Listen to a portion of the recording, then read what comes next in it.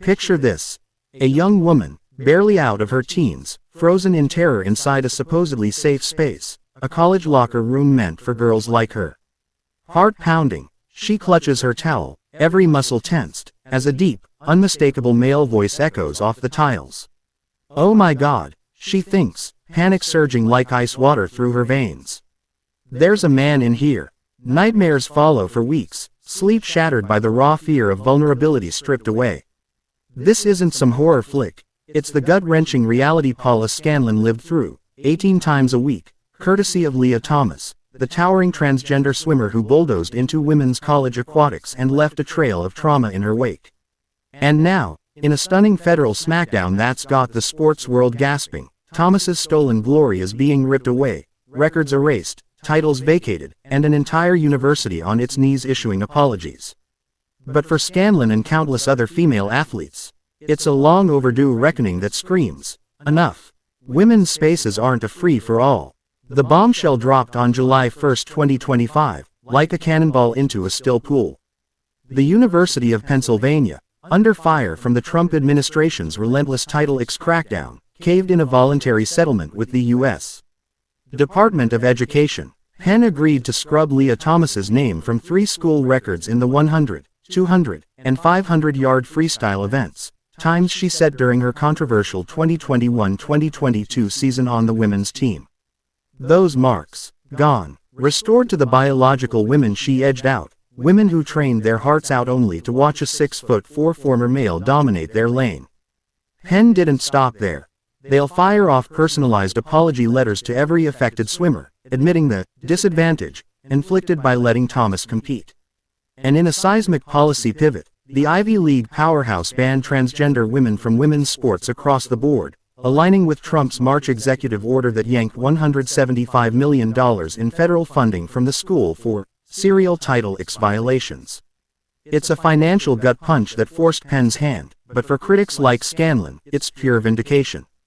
They knew they were wrong from day one, she told Outkick in a fiery interview last week, her voice laced with the steel of someone who's stared down hell and swum away stronger. Scanlan's story isn't just personal, it's a powder keg that's been ticking since March 2022, when Thomas exploded onto the scene as the first transgender athlete to snag an NCAA Division I women's title. Back then, the 25-year-old, now 26, was William Thomas on Penn's men's team, middling at best, ranked 554th nationally in the 200-yard freestyle, 65th in the 500.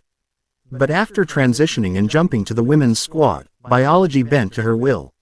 She crushed 7 Penn women's records, including 5 individual ones, and swept 3 Ivy League titles in February 2022. At the NCAA Championships in Atlanta, Thomas touched the wall first in the 500-yard freestyle, beating Olympic silver medalist Emma Wayne by a heartbreaking 1.75 seconds. The crowd erupted in boos, female competitors wept in disbelief. I respect all the girls who have fought through all the adversity to get here, Thomas said post-race, her words dripping with irony to those who'd just lost their shot at history. But behind the podium smiles lurked a darker undercurrent, the locker room horrors that turned elite swimming into a survival gauntlet. Enter Paula Scanlan, then a 19-year-old diver on the same Penn team, now 23 and a fierce advocate with the Alliance for Principled Action. In a bombshell testimony before Congress in July 2023, Scanlan laid it bare. My teammates and I were forced to undress in the presence of Leah, a 6'4" biological male, fully intact with male genitalia, 18 times per week.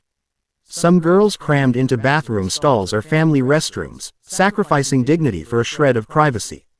Scanlan, a survivor of childhood sexual assault, described the PTSD like fallout. I was standing in front of my locker when I suddenly heard a male voice.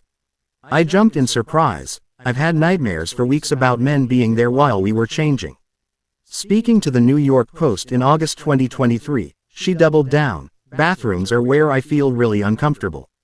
Fast forward to June 2024, when the Court of Arbitration for Sport (CAS) crushed Thomas's desperate bid to overturn World Aquatics' ban on post-puberty trans women in elite female events. Scanlan didn't celebrate quietly. On X, she fired off. Okay, but did anyone apologize for forcing us to strip down and compete with him 18 times a week? It racked up thousands of likes, a raw cry echoing from every silenced swimmer who'd traded glory for gaslighting. The backlash, instant and vicious, but Scanlan's unbowed. The university was gaslighting and fearmongering women to validate the feelings and identity of a male. She blasted during her congressional grilling, slamming coaches who shrugged off pleas for separate changing spaces. Rep. Matt Gaetz, R. Florida, invited her retort to a colleague's half-baked barrier suggestion, that solution. Laughable. By October 2025, Scanlan's voice has only amplified. In a viral X post last week, she mocked the irony of free speech warriors who'd censored her for daring to say, "Trans women are men. Leah Thomas shouldn't be on my women's team." She's headlining events like a September 2025 Speak at UW Whitewater, where she'll unpack how that Ivy League nightmare forged her crusade. If athletes are discouraged and frustrated by having to compete against transgender people, it is a failure of the system, she told Fox News in July. Protect opportunities and fairness for female athletes in all sports, or watch women's divisions drown. Thomas, for her part, has gone radio silent since the CAS smackdown, her Olympic dreams torpedoed for Paris 2024 and beyond. World Aquatics 2022 rules, barring anyone who'd hit male puberty from women's elite races, shunting them to a dusty, open category, held firm, hailed as a major step forward for fairness.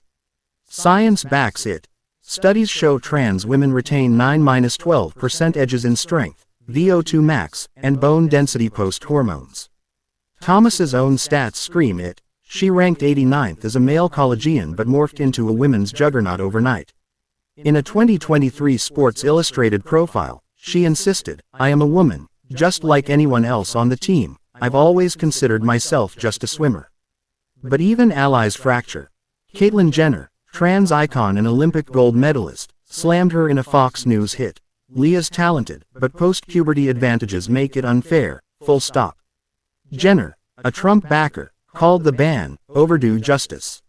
Not everyone's popping champagne. GLAAD's Sarah Kate Ellis fired back at the CAS ruling as misinformation and a distorted way to protect women, insisting transgender women are women. All athletes who follow the rules deserve a shot. Athlete Allie's Hudson Taylor decried it as a denial of human rights, vowing appeals. The ACLU echoed, "It's not women's sports if it excludes all women." Protests flared outside Penn's gates post-settlement, with signs blasting, "Fascism in freestyle." UPenn's student paper called the ban fascist, ignoring the 300-plus swimmers who'd signed a 2022 letter supporting Thomas. And in February 2025, 3 ex-Penn swimmers sued the school, Ivy League, and NCAA for Title IX breaches, alleging locker room exposures caused shock, humiliation, and embarrassment. The suit spotlighted Harvard's failure to provide unisex options during the 2022 Ivy Championships, where Thomas swam unchecked. Zoom out, and this saga's a cultural tsunami crashing against Title IX's shores. The 1972 law meant to level the pool for girls, now weaponized in America's gender wars. Trump's February 2025 executive order, inked on National Girls and Women in Sports Day, no-bid trans women from female categories, sparking lawsuits nationwide. Penn's capitulation, a domino toppling others. World Athletics followed suit, and whispers of NCAA overhauls grow louder. Sponsors like Nike tiptoe away from trans campaigns amid boycotts. Hate crimes against LGBTQ+ youth spiked 20% post-ruling, per GLAAD. Yet voices like Scanlan's cut through. "Back in 2021, we were called bigots for not wanting a man undressing inches away," she told Outkick. Now, the tide's turning, because truth doesn't drown. As October 2025 chills the air, Scanlan's not just surviving, she's thriving, podcasting on Newsmax, keynoting at conservative confabs, and dropping truth bombs like her August the 10th zinger. "Should Fauci go to prison for masks in the pool? I dealt with Leah Thomas and that nonsense the same season." Thomas, she's vanished from the lanes, her law school dreams a quiet footnote. But the scars linger, for the women who shared that locker room, the ripples seismic. "This isn't about hate," Scanlan emphasized to the New York Post. "It's about safety, fairness, consent. In a world where a man's voice once shattered sanctuary, today's bans aren't cruelty, they're the lock clicking shut on a door that never should have swung open. Women's sports. Finally breathing free. But at what cost to the human heart? One thing's crystal. The water's clearer now, and no one's diving blind.